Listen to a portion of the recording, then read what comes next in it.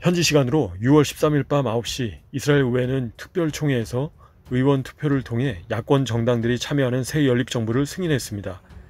이날 신임 투표에서 120명의 의원 가운데 60명이 연정을 지지했고 59명은 반대표를 던졌으며 연정에 동참한 아랍계 정당인 라암당에서 한 명의 의원이 지지를 철회했지만 반대표를 던지지 않고 기권해 새 연정이 승인되었습니다.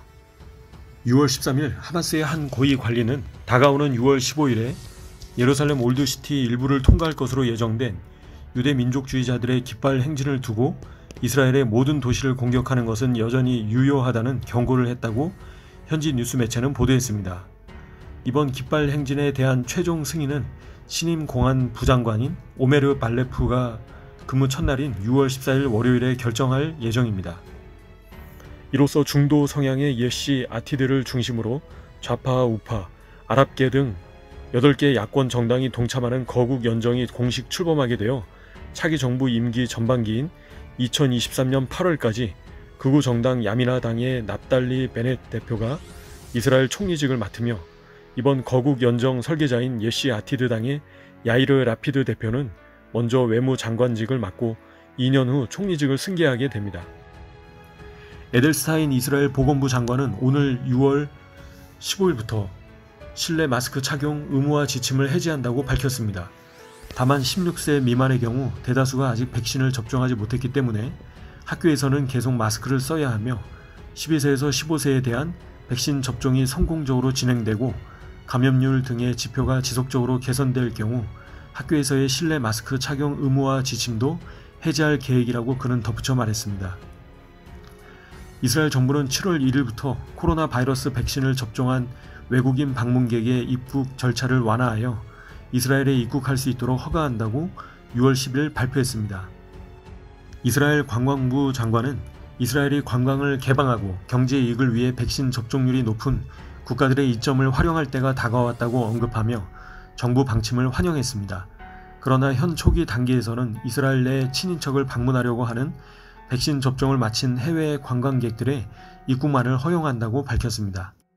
이스라엘의 스타트업 미그백스가 투약이 편리한 경구용 신종 코로나 바이러스 감염증 백신을 개발하여 사전 동물 임상 시험에서 긍정적인 결과를 얻었으며 유효성을 입증했다고 6월 10일 밝혔습니다.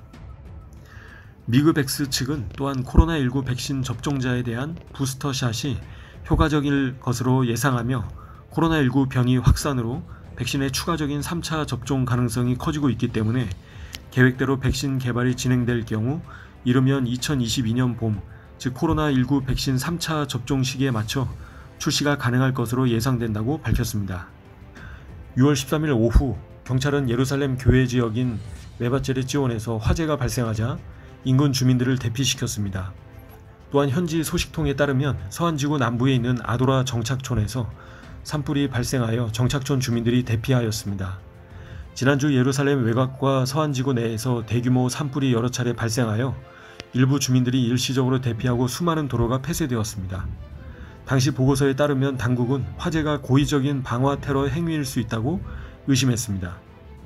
한 외신은 러시아가 이란이 중동 전역의 군사 목표물을 추적하는 데 사용 가능하며 이란의 정보 수집 능력을 크게 향상시킬 수 있는 러시아산 첨단 위성을 이란에 제공할 예정이라고 6월 10일 보도했습니다.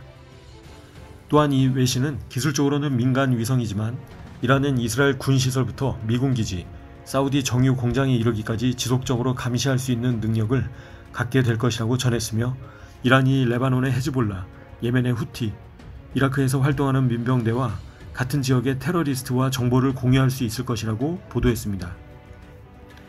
6월 13일 이스라엘 의회는 베넷과 라피드가 이끄는 거국 연정을 승인했습니다. 이번 거국 연정 신임 투표에 앞서 거국 연정에 참여한 아랍 정당 라암 당대표인 아바스는 아랍인들의 빼앗긴 땅을 되찾는 것이 그의 최우선 임무라고 연설했습니다. 거국 연정에 참여한 아랍 정당 대표는 이스라엘의 아랍인들이 땅을 빼앗겼으니 다시 아랍인들에게 그 땅을 되찾아 돌려주겠다고 선언한 것입니다. 이번 거국 연정에 참여한 정당들은 하나같이 네타냐후의 장기 집권을 막기 위해서 자신들의 이익을 내려놓고 거국 연정에 참여했다고 주장했습니다. 네타냐후를 독재자로 칭하며 민주주의에 방해되는 암적인 존재와 같이 치부하기도 했습니다. 네타냐후는 이번 거국 연정이 이스라엘 국가 존속에 있어 굉장히 위험한 존재임을 거듭 강조하며 강도 높게 비난했습니다. 좌파와 우파, 중도 및 아랍 정당 등 8개 정당들의 거국 연정이 승인됨에 따라 앞으로 이스라엘 정국의 한 치 앞도 가늠할 수 없는 혼란으로 더욱 치달을 것으로 예상됩니다. 무엇보다 이번 거국 연정에 참여한 리버만은 재정부 장관직을 맡아 정통 유대인 대상 정부 지원을 삭감하고 군대 징집을 밀어붙일 가능성이 높으며 네타냐후 총리 집권 시 정통 유대인들이 누렸던 혜택들이 급속히 사라지며 정통 유대인을 향한 핍박이 거세질 것으로 예상됩니다. 또한 통곡의 벽에서의 다원론족 기도 허용, 동성애자 등 성소수자들의 권익 향상 등 다양한 정책들을 통해 온 이스라엘이 급속히 세속화되며 영적 타락의 길로 치달을 것으로 예상됩니다. 이스라엘과 예루살렘의 평안을 위해서 기도 부탁드립니다. 이 마지막 때에 이스라엘의 이러한 거국 연정이 세워지는 것을 보며 거국 연정을 통해 주님의 뜻이 무엇인지 깨달을 수 있도록 이 백성을 그리고 열방의 교회와 성도들을 성령님으로 깨우쳐 주시길.